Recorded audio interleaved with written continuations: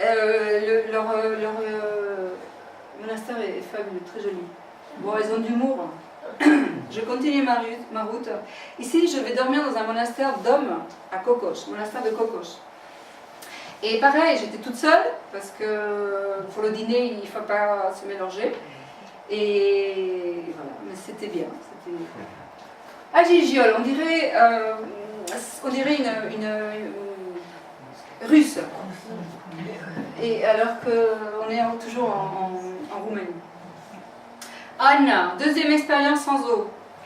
Cette femme m'a tout donné. Elle m'a fait manger un potage que j'ai mangé avec délice.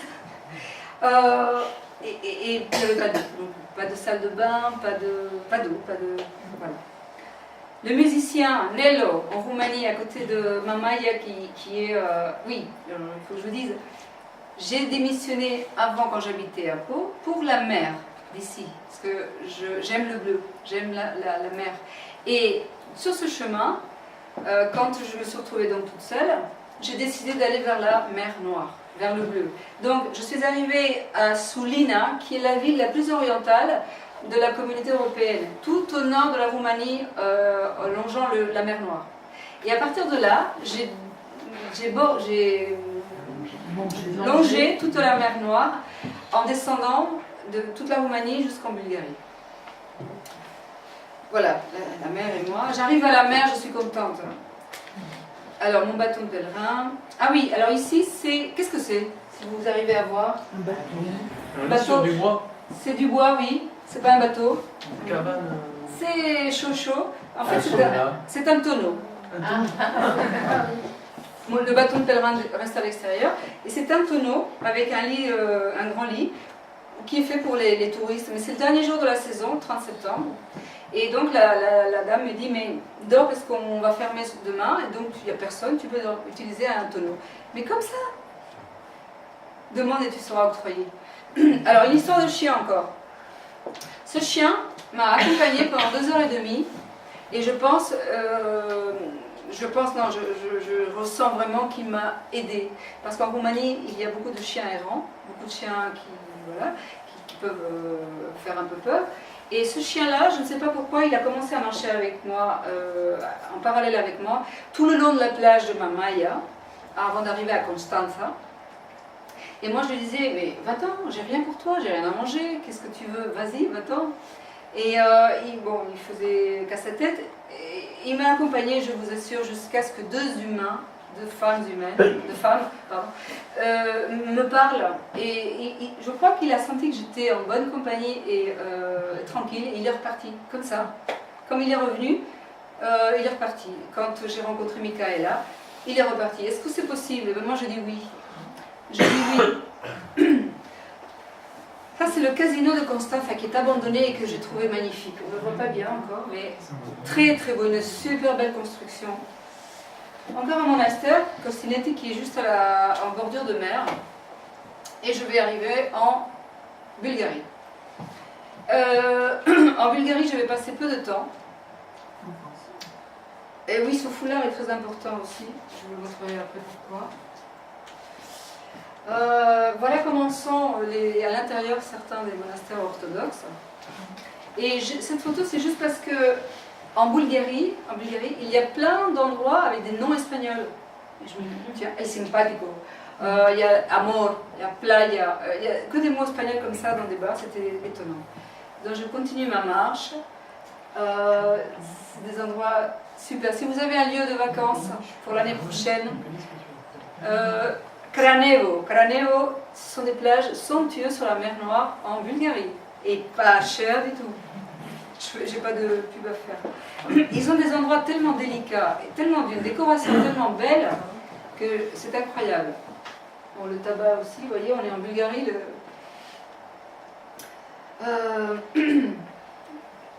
Alors ça, c'est quelque chose que je n'ai pas vu en France et en Espagne. Ce sont des tombes ultra décorées. Le maître avec le chien. Vous voyez, on a une petite cabane pour le chien aussi. Ce sont des décès sur la route et qui exultent un peu, qui exagèrent ou pas, mais qui ne sont pas comme ici. Vous avez un endroit qui s'appelle Sozopol, qui est patrimoine de l'UNESCO en Bulgarie, qui longe la côte aussi, qui est Nesevar, mais après il y a aussi Sozopol, qui est très très beau. Moi je suis tombée vraiment amoureuse de la Bulgarie, côté côte. Donc on ne peut pas dire que j'ai traversé la Bulgarie comme les autres pays, parce que j'ai que longé la mer Noire. Et donc j'ai connu peu les Bulgares. Bon, on ne voit pas très bien à travers les diapos, mais ce sont des lieux d'une décoration exquise. J'ai été très surprise de leur délicatesse et de leur décoration. Amor, en espagnol encore. Là, je suis sur une petite île parce que j'ai connu des gens avec qui je vais rester 2 jours, 3 jours. C'est un site, je crois qu'on dit mégalithique, avec des grosses pierres, des dolmens, Je suis à la frontière de la Turquie avec Georges qui m'a accompagnée et qui ne veut pas me laisser partir. Mais non, mais des Turcs, mais mon Dieu, mais ça va pas. Alors, il faut que je vous raconte une petite histoire. Bon. Quand je suis partie de la Suisse, les Suisses disaient attention les Autrichiens.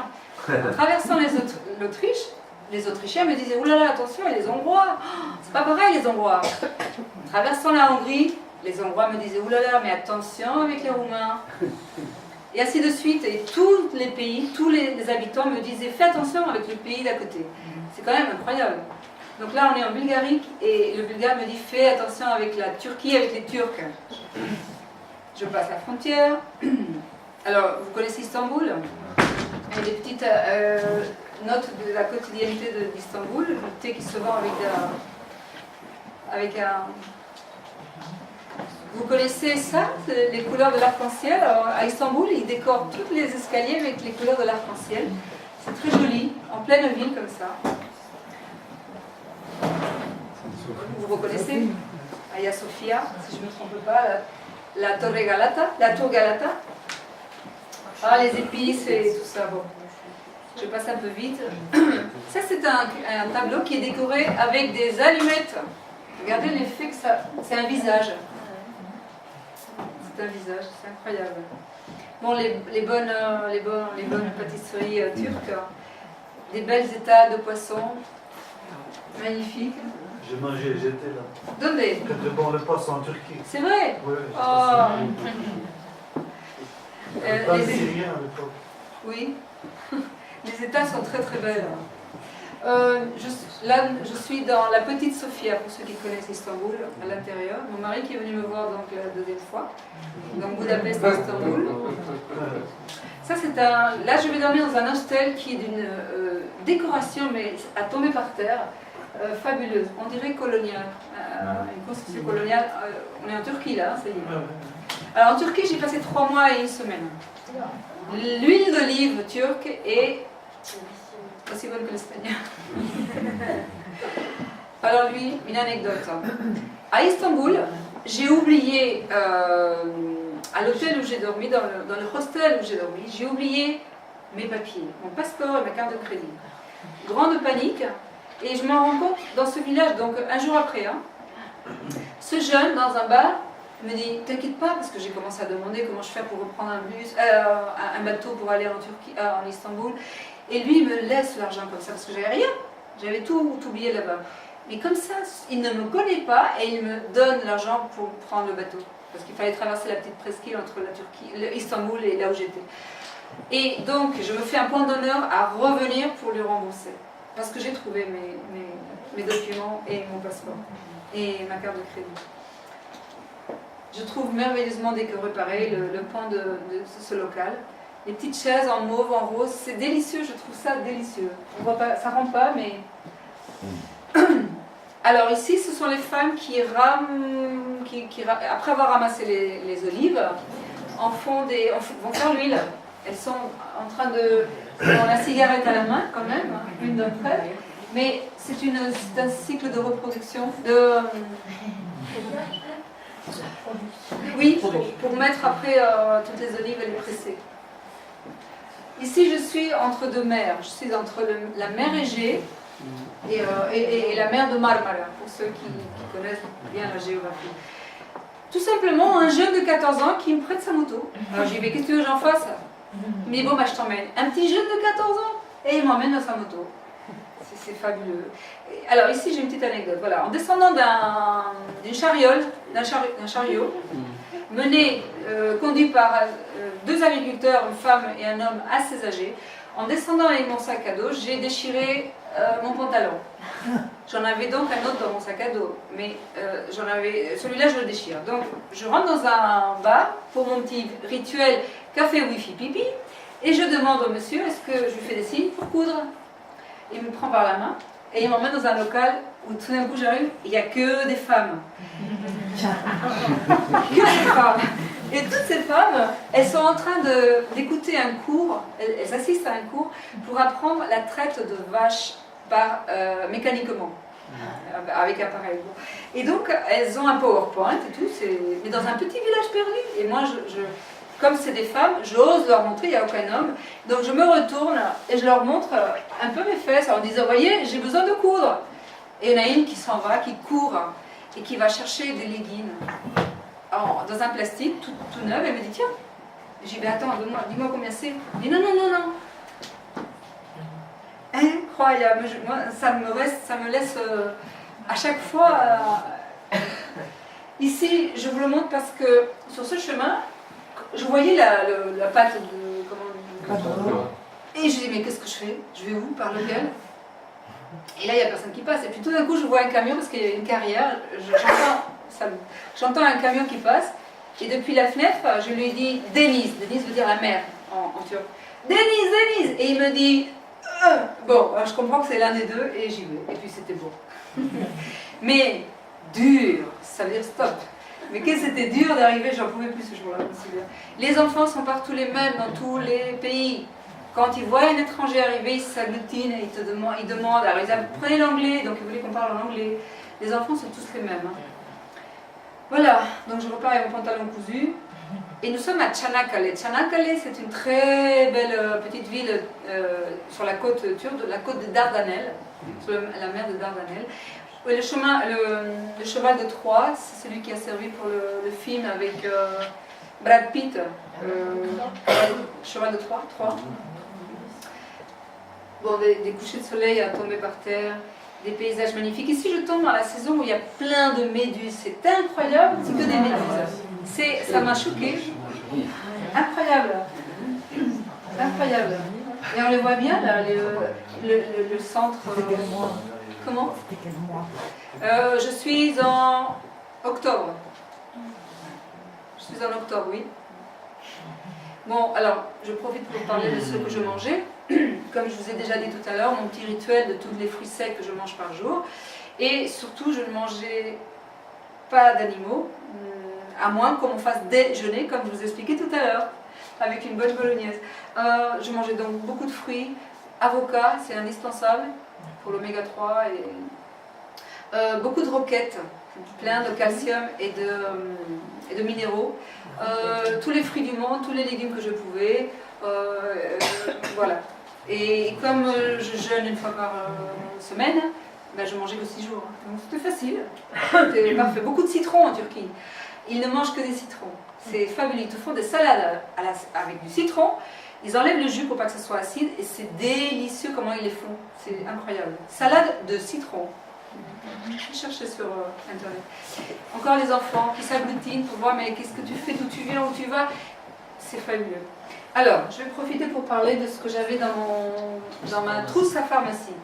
Dans ma trousse à pharmacie, je n'avais aucun médicament, pas une aspirine. Parce que je me soigne autrement, dans la mesure du possible. Donc ici, nous avons du chlorure de magnésium ou du nigari, qui sert soit je me suis fait une huile avec ça, c'est de l'eau mais ça devient une huile avec le nigari, pour me masser les mollets, me masser les épaules, chaque matin et chaque soir. Nous avons du propolis, la petite boule que m'avait donnée Nello en Roumanie, qui était apiculteur. Et avec cette boule, elle a tenu encore, j'étais arrivée que j'en avais encore. On en mâche un tout petit peu pendant 1 heure ou 2, ça désinfecte toute la bouche, c'est antibactérien, c'est fabuleux pour les dents, et donc je mâchais ça pendant 1 heure. Après on crache, on peut l'avaler. Ensuite, des huiles essentielles. J'ai été malade à Istanbul, j'ai eu une sinusite. Et je me suis soignée en faisant des bains des inhalations avec beaucoup d'eau chaude et des huiles essentielles. Titri, l'arbre du thé, eucalyptus et lavande. C'est les trois que je porte avec moi systématiquement. Ensuite, j'ai du bâton, voilà, un réglisse, très important pour me laver les dents. En marchant, je me lave les dents avec les bâtons de réglisse. Pas besoin de porter plus, ça marche du tonnerre. Et ça nettoie bien. Ici, qu'est-ce que nous avons? Alors, le matin, je prends, je ne sais pas si ça vous intéresse, mais je vais expliquer vite. Hein. Le citron, je me badigeonne le visage avec le citron le matin et je laisse sécher. Et au bout d'un moment, j'enlève avec de l'eau. D'accord. C'est très bon pour la peau. Ensuite, un coupe-ongle, ça c'est évident, très important, parce qu'en marchant, le Grapex, vous savez ce que c'est? De l'extrait de pépins de pamplemousse qui est antibiotique. Donc, à chaque fois que j'achetais ou qu'on me donnait de l'eau, je mets une goutte ou deux, et c'est fabuleux pour éviter la tourista ou des problèmes dans ce genre. Un petit thermo indispensable parce qu'à chaque fois que je partais le matin de là où j'étais, je demandais toujours de l'eau chaude. Donc j'avais mon petit eau chaude et puis moi j'avais mes petites herbes. Donc au fur de la journée, j'ajoutais mes herbes et j'avais mon infusion pendant quelques heures chaude. Ensuite, du baume du tigre, bon, les huiles essentielles que j'ai dit tout à l'heure. La brosse, vous voyez, la brosse pour moi c'est très important parce que je la mettais dans un latéral, elle ne prend pas beaucoup de place.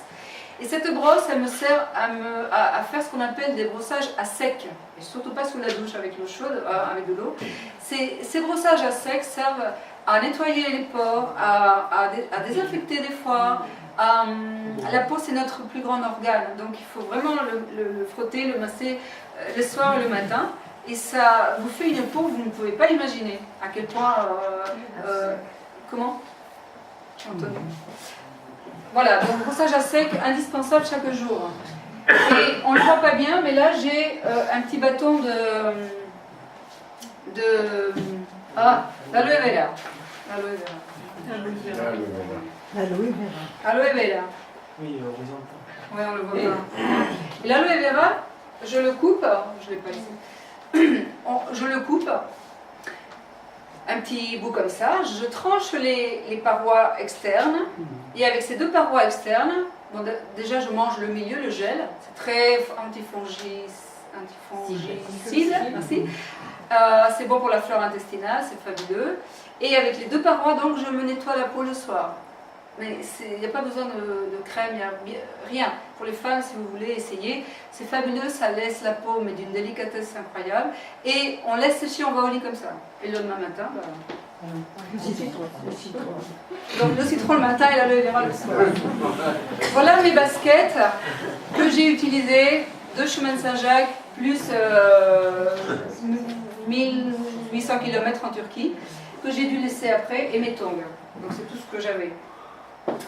Ça, c'est un système de recyclage que j'ai trouvé en Turquie et après en Israël, que je trouve fabuleux. À chaque arbre, ils accrochent un bidon et les gens peuvent naturellement laisser les petits bouchons des bouteilles pour recycler. Je trouve ça bien, parce que les gens, quand ils passent, ils laissent. Enfin, j'adore. Je suis un peu dans ça du recyclage et j'aime beaucoup. Des petits paysages que je trouve très beaux. J'ai traversé un pays, j'ai adoré la Turquie et les Turcs. Parce que j'ai des membres de ma famille qui me disaient « Mais tu vas en Roumanie, mais tu vas te faire voler. Mais tu vas en Bulgarie, mais tu vas rentrer dans la mafia. Et tu vas en Turquie, mais tu vas te faire violer. » Eh bien, absolument pas. Absolument pas. Les Turcs, les Roumains, les Bulgares, c'est des gens normaux, c'est gentil comme ici. Enfin, je ne comprends pas qu'on puisse avoir cette peur. Et je la comprends d'un côté parce que ça vient de la télévision. Surtout, et de nos peurs. La télévision nous dit un violeur turc. Mais pour un violeur turc, il y en a des milliers de gentils et normaux. Donc on a peur. Et puis,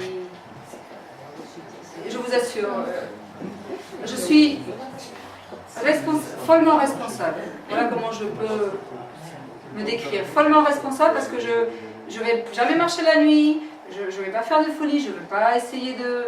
Si je sens pas, une fois j'ai pas senti quelqu'un pour la voiture, non, non, merci. Je sens les choses, je sais, évidemment on n'est pas à l'abri, mais ici non plus, hein, je ne vais pas parler de ce qui s'est passé avant, mais on est à l'abri où? Bon, c'est le pantalon qui s'était déchiré, que j'ai cousu devant, derrière, que j'ai dû lâcher et en acheter un autre. Bon, des tapis magnifiques qui ne se rendent pas trop encore. Alors je monte à l'acropole de Bergama, qui est pas loin de Izmir, qui est magnifique. Et j'étais la seule touriste, parce que là j'étais en touriste, j'ai laissé mon sac en bas, la seule touriste à qui on a fait prendre le téléphérique. Et j'étais là, je dis, bon, ben, allez. Bon, on reconnaît le mot français, bicyclette en turc, chemin de vélo. Izmir qui est très beau, très belle ville. Si, tu connais aussi? Alors, voilà le nouveau pantalon, le sac à dos, etc. Le chemin qui continue, des merveilles que je vais croiser encore, des gens magnifiques, des petites décorations de restaurants, mais toutes simples, avec des chaises en bois vert, bleu, orange, enfin c'est magnifique.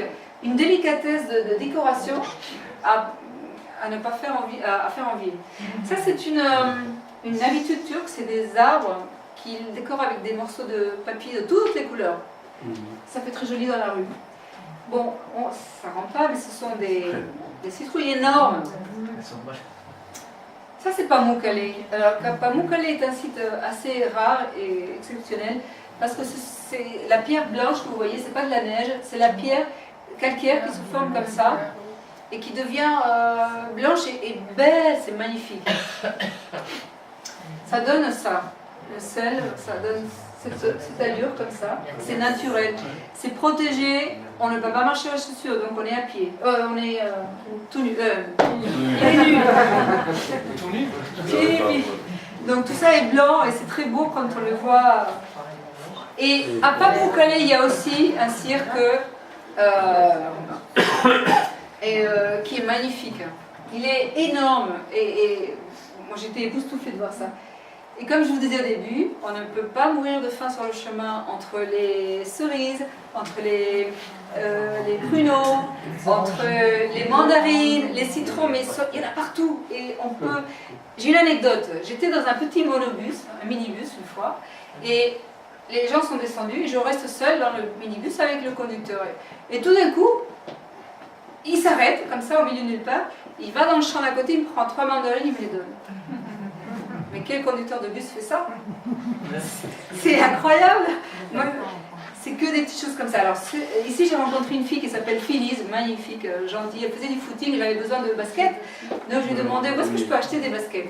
Et on a entamé une conversation. Elle m'a invité à un café et la cuillère est en chocolat. On la voit pas bien. Les cuillères sont en chocolat. Bon, des couchers de soleil somptueux. Je crois que c'est un hybride. Des choux-fleurs mauves comme ça. Et là, il y a encore un site préservé et protégé, somptueux. Bon, ça c'est une des choses que je mangeais, très simple. Huevos fritos, des œufs sur le plat, des tomates. Magnifique. Encore des mandarines, des citrons. Voilà, c'est le moment où je laisse mes anciennes chaussures dans un magasin et je prends les nouvelles. Alors, ceci est des amis que je me suis fait en Turquie qui m'invitent à dîner et normalement je connaissais ça en croûte avec du saumon. Mais je ne connaissais pas le poulet en croûte. C'est que du sel gros, on recouvre avec du sel et c'est délicieux de le mettre au four comme ça. Vous pouvez tenter. Sabine, ça te dit? Alors, ici, c'est ce que je vous disais quand je vous expliquais que je fabriquais des crochets. C'est que des sacs plastiques que je crochette. Et pourquoi la photo? Parce que j'ai rencontré une journaliste dans un village qui m'a demandé de me faire une interview. Et donc elle voulait que je crochette pendant qu'elle m'interviewait et faire la photo avec ça. Et donc je suis parue sur le journal turc. Voilà.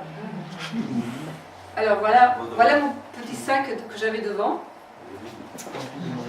Et oui, qu'on m'a donné au matin, pas avec.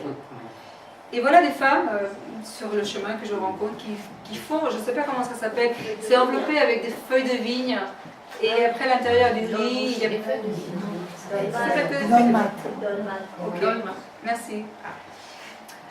Et ça, c'est incroyable. Je marchais, encore une fois, et des femmes qui étaient en train de déjeuner, et moi, ce jour-là, je jeûnais.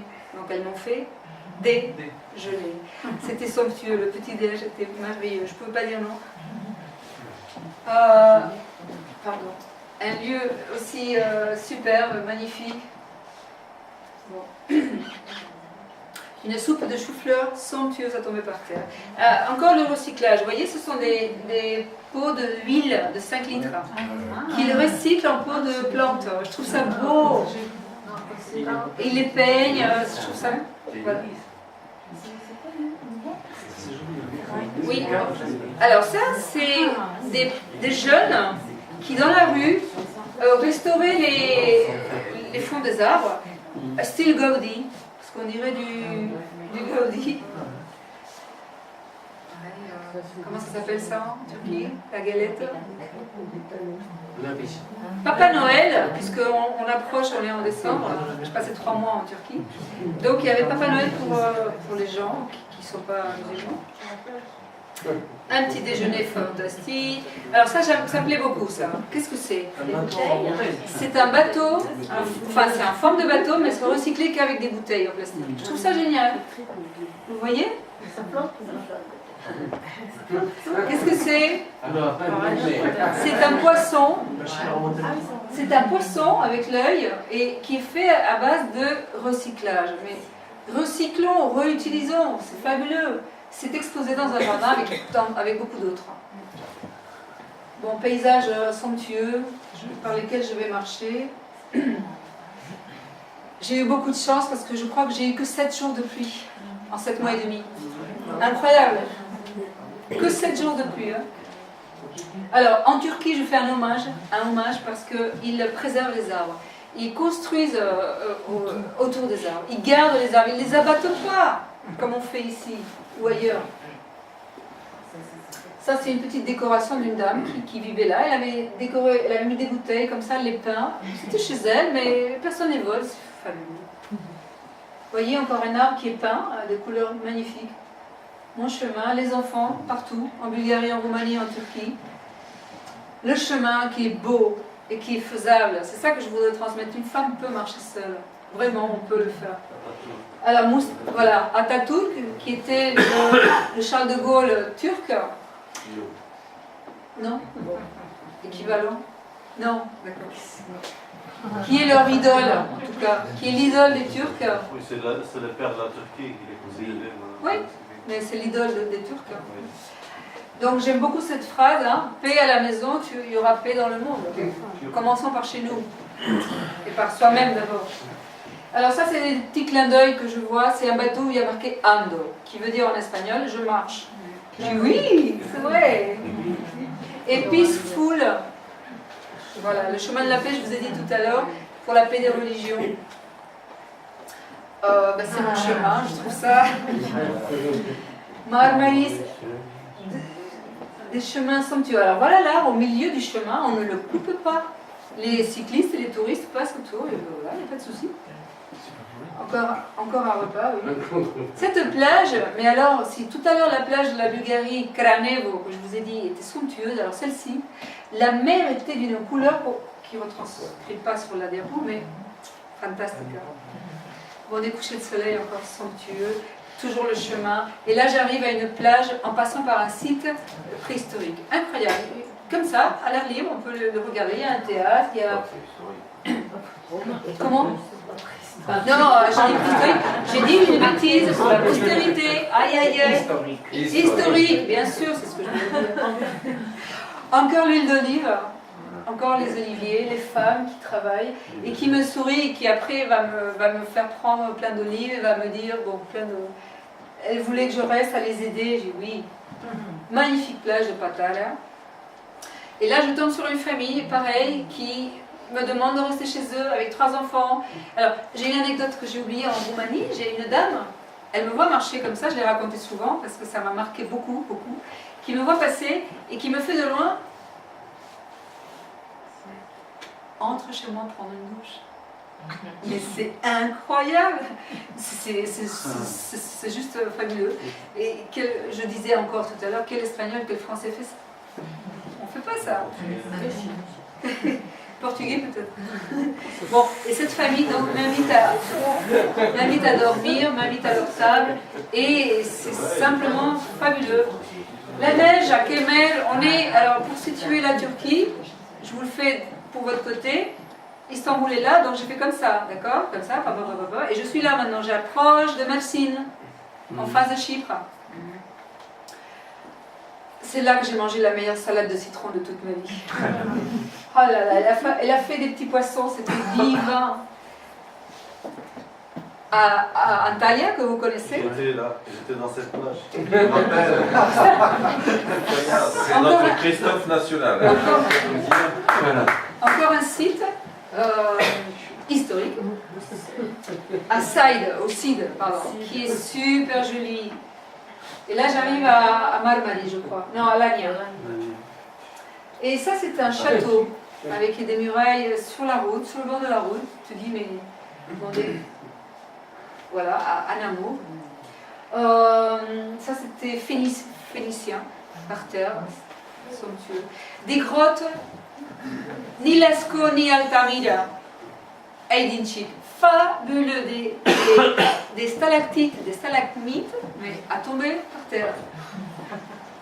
Alors ça c'est voilà, c'est le pain pide, qu'on connaît en Turquie, la salade avec la roquette, toujours la roquette, l'église de Tekla, une église en plein milieu de la Turquie. Et ça c'est là, j'arrive donc en Israël, et voilà la carte de l'Israël. Là, voilà, de 2011, mais bon, on est en 2015, c'est encore valable. Vous voyez, le territoire en vert, c'était la Palestine. Et voyez comment c'est aujourd'hui la Palestine. Il ne reste plus rien, presque. D'accord? Je peux vous poser une question? Bien Comment sûr. vous êtes passé de Turquie en Israël? J'ai oublié de le dire. Alors, oui. j'ai passé 3 mois et 1 semaine en Turquie, ce qui fait que j'avais mon visa de dépassé. Je ne m'étais pas rendu compte, j'avais dépassé en 6 jours. Et quand je suis arrivée à l'embarquement pour prendre un bateau pour Chypre, à minuit et demi, les douaniers m'ont dit « Vous êtes persona non grata ». Parce que vous devez déguerpir, vous n'êtes plus la bienvenue en Turquie parce que vous avez dépassé de 6 jours. Donc, parce qu'en Chypre, le nord est turc et le sud est grec. Donc j'ai dû déguerpir, j'ai dû donc me débrouiller pour aller dormir dans une pension très vite à 1h du matin et prendre un avion le lendemain très très vite pour Tel Aviv. Et ça a été un choc, d'ailleurs c'est un de mes chocs parce que passer de la Turquie que j'ai adoré à passer tout d'un coup en Israël, à Tel Aviv, où j'ai reçu quand même un gros choc. Alors je vais en parler. Tout avant l'Israël, elle n'a été que gentillesse, générosité, don du cœur. Ça a été fabuleux. Et arrivé à Israël, j'ai senti un refroidissement, mais quelque chose de exponentiel, incroyable. Et malgré mon sourire, malgré ce que vous voulez, je ne parle pas de juifs, je ne parle pas de tout ça. Hein. Je parle juste de citoyens, de personnes qui sont à Tel Aviv, notamment, d'une froideur, mais incroyable. Je suis tombée malade d'ailleurs, émotionnellement. J'ai eu un choc tellement ça m'a fait mal de vivre cette émotion, que j'ai eu une sinusite, vraiment. Et je sais pourquoi. Et voilà ce que je peux vous dire. Mais je ne parle pas de religion, en aucun cas, je parle juste de mon ressenti. Ça a été un choc, mais violent, très violent. Vous avez eu un refroidissement affectif. Oui, et Budapest est très grand aussi. Istanbul est encore plus grand. Bon, en tout cas, encore du recyclage, tout bête, mais très beau. Alors Tel Aviv est la ville de l'art. Oui, mais de l'art. Oui, d'une certaine partie d'art. Encore une fois, les arbres. Ça, c'est un bar. Je trouve ça très beau. Voilà, je suis à 3065 km de Barcelone, à 2852 km de Marseille et à 55 de Jérusalem. Tel Aviv, Jérusalem, 55 km. Ça se rapproche. Donc là, je suis à Jaffa, c'est le vieux Tel Aviv, qui est très beau, en pierre et en bleu. La statue de la foi, que peut-être Olivier connaît, d'autres. Donc là, j'ai demandé la permission pour faire la photo à des jeunes qui sont en train d'étudier la Torah. Oui, qui me disent oui, tu peux faire la photo, alors qu'ils sont entre hommes, il ne faut pas déranger. Je suis très précautionneuse, je n'ai jamais voulu déranger. Voilà. Mais ils me saluent, ça va. Et où tu dors là du coup? Alors, ici, je suis dans un hostel. Dans une pension, il y a une photo après, tout à l'heure, on va voir, avec 5 autres filles, dans un dortoir, plutôt. Donc, encore le respect de l'arbre. Là, c'est un bar, et l'arbre étant... Tu as une prise de l'arbre, s'il te plaît. L'arbre est entouré pour ne pas l'esquinter. Je trouve ça magnifique, rien que ça. Moi, ça me parle. Voilà la pension pour répondre à ta question où je dormais ce soir-là.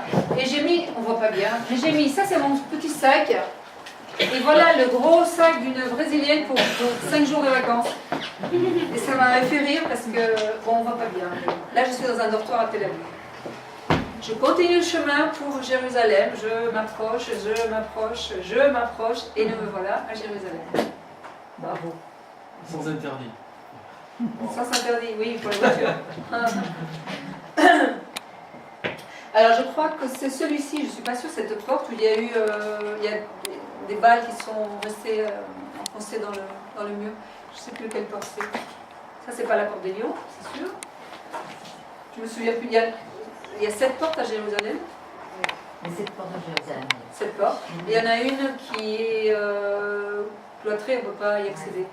Donc, alors ça c'est le cimetière juif, avec toutes les tombes, tous les petits cailloux qu'on voit, c'est des tombes. En face on a le mont des Oliviers. Gethsemane, pour ceux qui connaissent, et au fond en haut, l'église russe, orthodoxe russe, où j'ai fait une très belle rencontre avec un orthodoxe français, Pierre, qui est de Bretagne. Et on a beaucoup sympathisé. Donc je suis de l'autre côté en face. Voilà la muraille de Jérusalem. Le grand... le dôme doré. Ça c'est le mur de lamentation où on met les petits mots pour les personnes croyantes. Au passage, je profite, j'avais 3 mots à laisser. J'avais le mot d'une jeune roumaine, j'avais le mot d'une femme bulgare, et le troisième, c'était Ferenc, celui qui m'a porté le sac avec la photo, qui m'a porté le sac, lui. Les 3, hongrois, roumain et bulgare. Ils m'ont demandé de laisser un mot, alors je dis oui, et un petit papier, ça ne prend pas de place, donc j'ai pu leur mettre chaque mot dans le mur, pour eux. Voilà, alors, vous observez le mur de lamentation, et il n'y a pas quelque chose qui ne va pas? On voit pas bien, moi je parle. Alors, ici c'est la frontière. Là c'est les femmes, à gauche les hommes. Il n'y a pas quelque chose qui cloche? La La taille, les femmes, elles ont moins de place. C'est parce que peut-être il y a moins de femmes. Tu es très gentille. On a moins de péchés. Moi ça m'avait choqué. Voilà, c'est la monde avec Le dos, toujours, plus de près. Il est magnifique. C'est la femme qui a mis le péché qui a rien de l'info. Il est très très beau. C'est l'homme qui paye. Là on est. Ouais, il est somptueux à tomber par terre. Il est magnifique. Il est très bleu, on voit pas très bien là. Là je le vois magnifique ce long. Ça c'est le mur de la honte, c'est-à-dire entre la Palestine et Israël. Là je suis à Bethléem. Et je ne sais pas si vous me voyez, mais la hauteur du mur est quand même à 15-16 mètres de haut. Et je suis... C'est là où je vais quand même pleurer dans un autobus. Les larmes vont venir à moi parce que je suis touriste là, j'ai posé mon sac, donc là je ne marche pas. Et dans l'autobus, on doit passer la frontière. Donc il y a un checkpoint. Ce qui fait que tous les Palestiniens doivent descendre de l'autobus. Tous, sauf nous, Israéliens ou touristes. Et donc, quand ils remontent, je me tourne vers une femme derrière moi, Palestine, je lui dis mais pourquoi vous descendez? Qu'est-ce qui se passe? Il dit on doit descendre et remonter au moins 6 fois par jour. Et ils ont, à 10h le soir, il faut qu'ils soient rentrés chez eux, parce que sinon, s'ils ne peuvent pas passer la frontière, à 10h, ils ne peuvent plus passer. Moi, ça m'a fait pleurer parce que je me suis dit, c'est complètement injuste, enfin, c'est pas possible. La liberté qu'on a, et puis eux, à 10 ans, il faut qu'ils soient grand max. Ce sont des Palestiniens qui viennent travailler. De l'autre côté, oui. Oui, et même les taxis à Jérusalem, certains ont des passes pour pouvoir passer de l'autre côté, sans problème, il ne faut pas qu'ils descendent à chaque fois. Et d'autres, ils ne peuvent pas passer de l'autre côté. C'est vraiment... Et ils descendent pourquoi? On les contrôle, c'est ça? Bien sûr, mais 6 fois par jour. Ceux qui n'ont pas le pass, ils ne vont pas de l'autre côté. Ils ne passent pas. Par exemple, j'ai Pourquoi on une les fait descendre? Je comprends pas. Parce que c'est des Palestiniens. Parce que un problème d'identité. C'est un autre pays, donc il faut passer la frontière.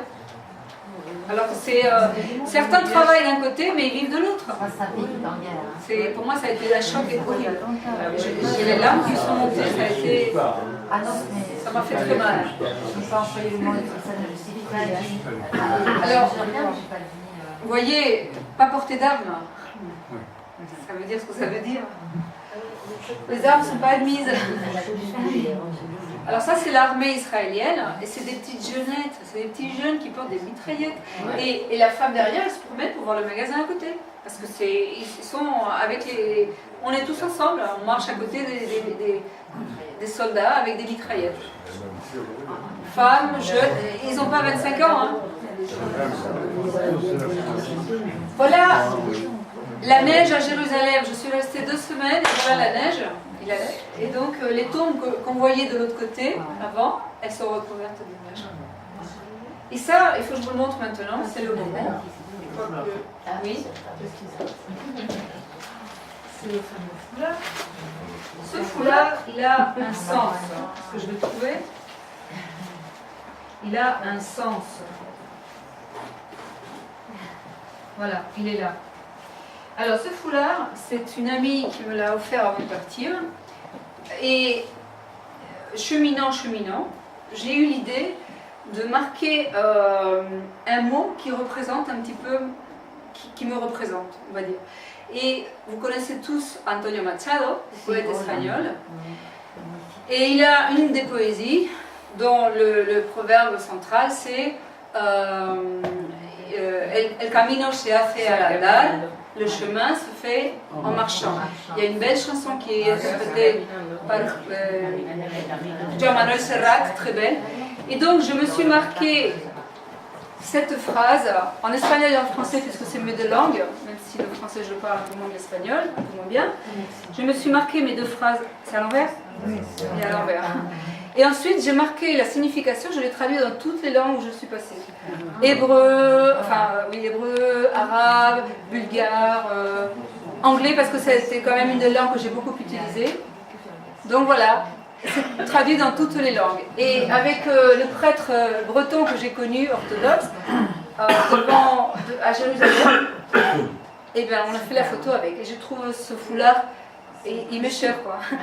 Et donc, en marchant, souvent, je le mettais, parce que je ne peux pas le laver, alors je le mettais soit quand j'avais très froid. C'est très utile si vous devez marcher un jour, que ce soit l'été ou l'hiver, d'avoir un foulard comme ça grand, parce que il se déplie en rien, il ne prend pas de place. Et si vous allez, par exemple, dans un bus où il y a du vent, là, la clim, tout de suite vous mettez le foulard, ça passe très bien. Ça peut servir pour mettre par terre de l'herbe. Bon, c'est très utile, je trouve, un foulard, un grand foulard pour partir à pied. Tu peux avoir le début de la phrase? Oui, en espagnol. Ah, el camino se hace al andar. Al andar, en marchant. Donc, Antonio Machado m'a accompagné aussi. Et je crois que c'est fini.